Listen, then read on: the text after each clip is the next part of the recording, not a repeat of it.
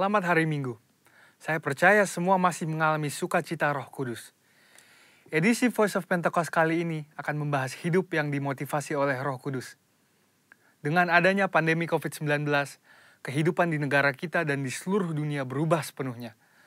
Sekarang gereja tidak bisa lagi secara maksimal menemani jemaat dalam pergumulannya secara fisik, sebab semuanya dibatasi oleh penggunaan teknologi untuk berkomunikasi.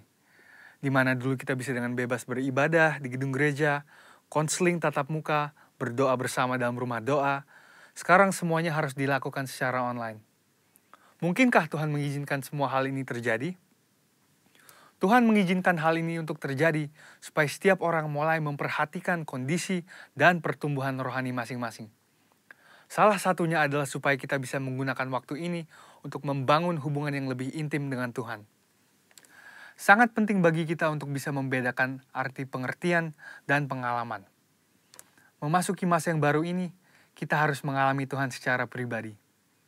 Mungkin dulu pengenalan kita akan Tuhan hanya sebatas apa yang dikatakan oleh pembicara atau apa yang diajarkan oleh guru kom saat kelas. Tetapi sekarang, kita harus berusaha untuk mengalami dan mengerti peran Roh Kudus dalam kehidupan kita secara pribadi. Roh Kudus memiliki berbagai macam peran dalam kehidupan pribadi seseorang. Yang pertama adalah sebagai penolong. Roh Kudus sebagai penolong yang diutus Tuhan kepada kita. Dalam masa-masa seperti ini, kita perlu meminta dan mengandalkan pertolongannya dalam kehidupan kita. Kedua adalah sebagai roh kebenaran. Roh Kudus memimpin kita untuk memahami seluruh kebenaran firman Tuhan.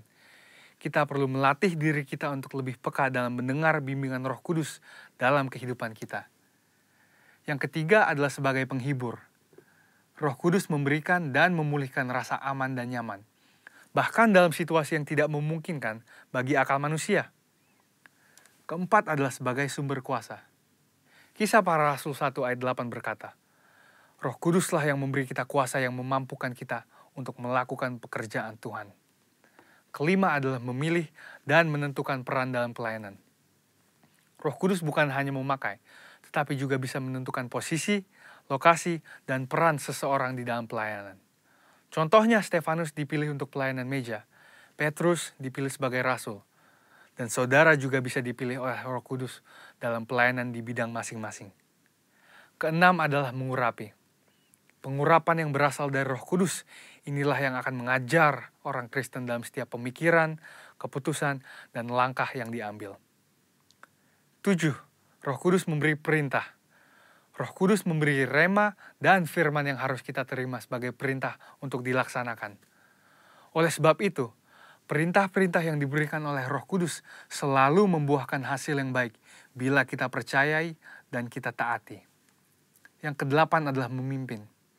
Roh Kudus akan memimpin kita masuk ke dalam jalan dan rencana Tuhan atas hidup kita. Pimpinan Roh Kudus akan menciptakan manusia yang tidak lagi hidup untuk dirinya sendiri, melainkan untuk Kristus. Yakobus 4 ayat 8 berkata, Mendekatlah kepada Allah, maka Ia akan mendekat kepadamu. Hal ini penting khususnya dalam masa-masa yang kita sedang alami saat ini. Inisiatif Tuhan untuk mendekati manusia tidak lagi perlu diragukan. Yohanes 3 ayat 16 berkata, Karena begitu besar kasih Allah akan dunia ini, sehingga Ia telah mengaruniakan anaknya yang tunggal, supaya setiap orang yang percaya kepadanya tidak binasa, melainkan beroleh hidup yang kekal. Di lain pihak, bagian kita sebagai orang Kristen adalah untuk meresponi panggilannya dan mendekat kepadanya. Sebab sebuah hubungan hanya bisa berkembang melalui frekuensi dan kualitas pertemuan.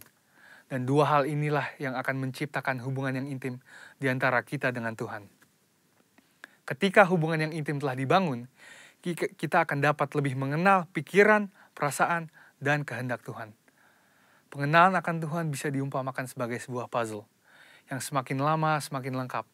Sekali lagi, melalui frekuensi dan kualitas pertemuan kita dengan Tuhan, hubungan kita dengan Dia akan semakin kuat. Orang Kristen khususnya Pentakosta, perlu pengalaman rohani dengan Roh Kudus untuk membangun pengenalan akan Tuhan. Pengenalan akan Tuhan tidak akan ada pernah habisnya. Dan itulah sebabnya usaha mengenalnya lewat pergaulan dengan Roh Kudus menjadi keterikatan permanen hingga hari Tuhan itu tiba. Khususnya dalam masa-masa ini, Mari kita mengejar Tuhan lebih lagi dan membangun hubungan yang lebih intim dengannya. Alami Roh Kudus setiap hari, selamat hari Minggu, dan Tuhan Yesus memberkati.